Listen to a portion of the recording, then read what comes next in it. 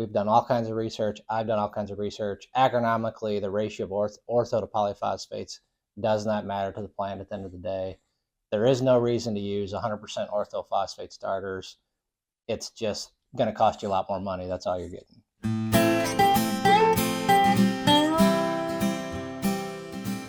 Hi, my name's Jake Boston-Kemper, Director of Agronomy and Research here at Liqui-Grow.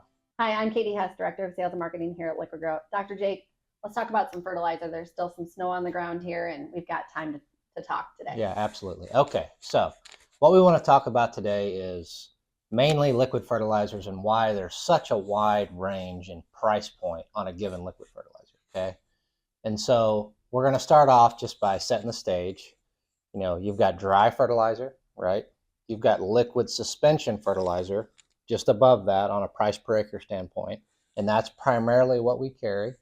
And then you've got other types of liquid fertilizers where there's a price point that's way up here, quite different than both dry and suspensions. Do those liquids that are way up there, do those usually start creeping into the corn and bean world more when we've got higher commodity prices and then fall out a little bit? Probably. And if you're talking about these higher cost liquids, if you're a farmer that's serious about liquids and you start asking questions, you're going to find out real quick that high price point liquid is not something you could fertilize for crop removal, for instance, or to maintain fertility levels. It's just not going to be cost effective. Okay. Well, where with suspensions, it definitely can be cost effective to put on all your nutrients like that. They're built for the corn and bean world. Correct, absolutely. Okay, so let's talk a little bit about why there's such a wide range in liquid fertilizers and price per acre, okay? And keep in mind that we can make any of these. We have just chosen to focus on the suspension type fertilizers, okay?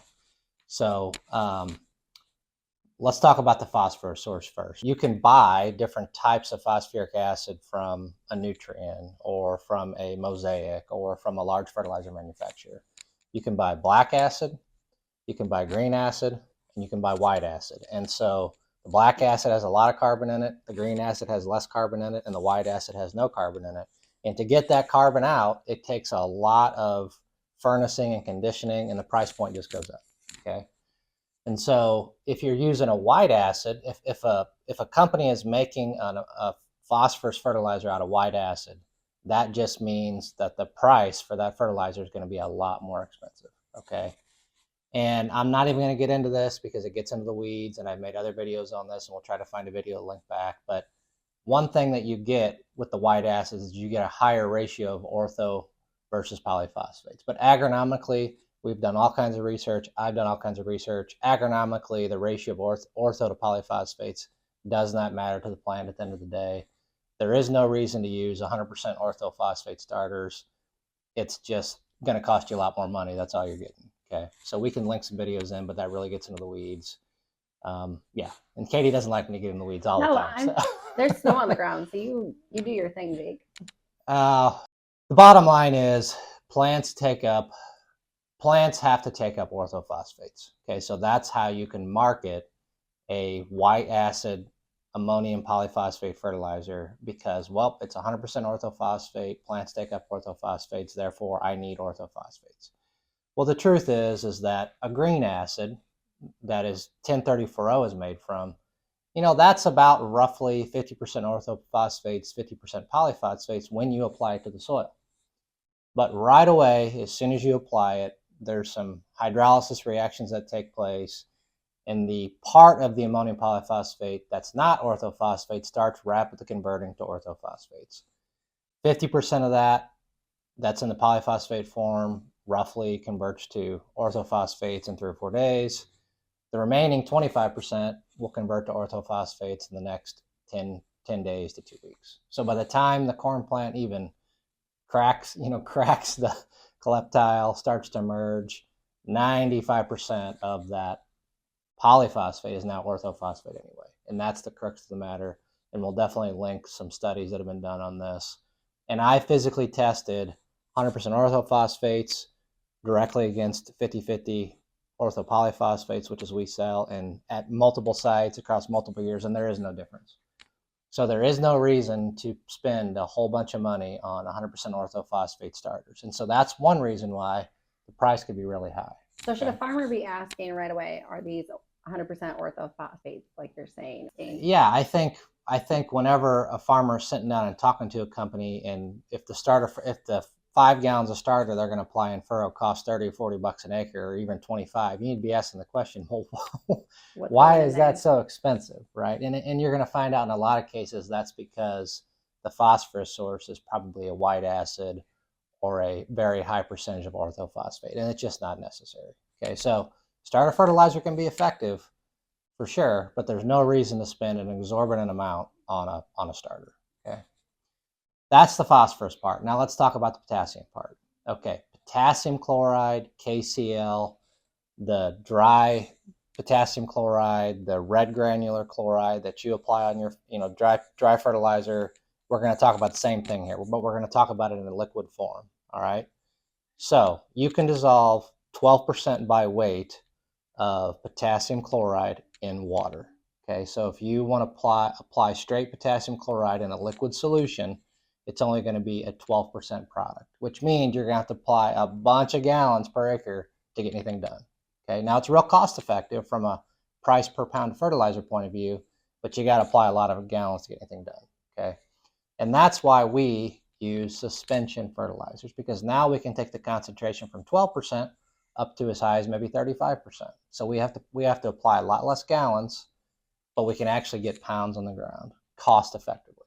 All right. Now there's different types of potassium. There is potassium carbonate, there is potassium hydroxide, there is potassium acetate. So there's kind of these fancy forms of potassium that many of you probably never heard of, where you can increase the concentration of the potassium in solution to, maybe a size 28 or 30% or maybe 35% and still be a clear solution. It's not a suspension. But the problem is the cost per acre is 3 to 4 times higher than an equivalent cost per acre of potassium chloride, or OO12. So the cost just goes way up. And I've looked at some of these products, not near as extensively as I have the 100% orthophosphates, but I just haven't seen any agronomic benefit, surely not 3 to 4 times the agronomic benefit. Right. So when you start getting into these high-priced liquid fertilizers, they're fancy types of liquids that, you can get the concentration high, you can get the gallons down, but they're just real expensive, right? And you often cannot use those types of liquids as a crop removal or maintenance type fertilizer application, where with suspensions you can.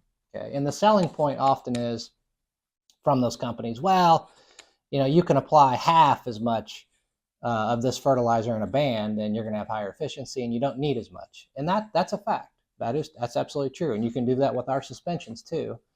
But eventually you're going to see soil test levels drop significantly. And I always get this question.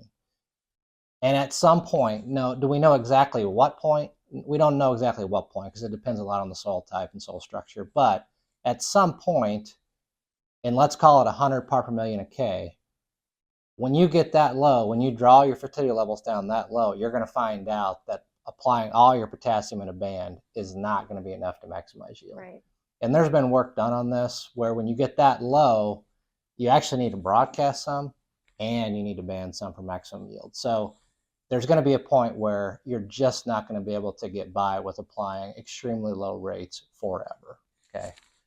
Now, how long can you do that? Well, it depends on where you're starting. But there is a point where that system is no longer that philosophy is no longer going to work anymore.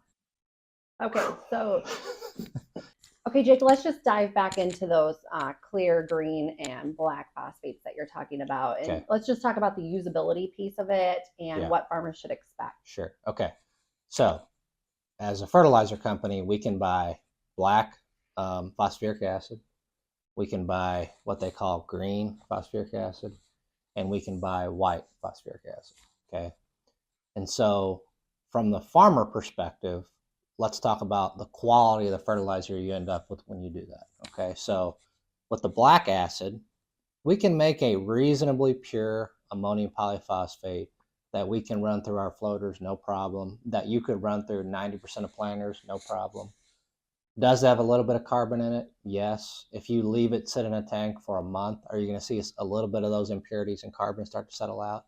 Yes. But overall, it's a pretty good phosphorus source, and 90% of the time you would not have any problems, okay?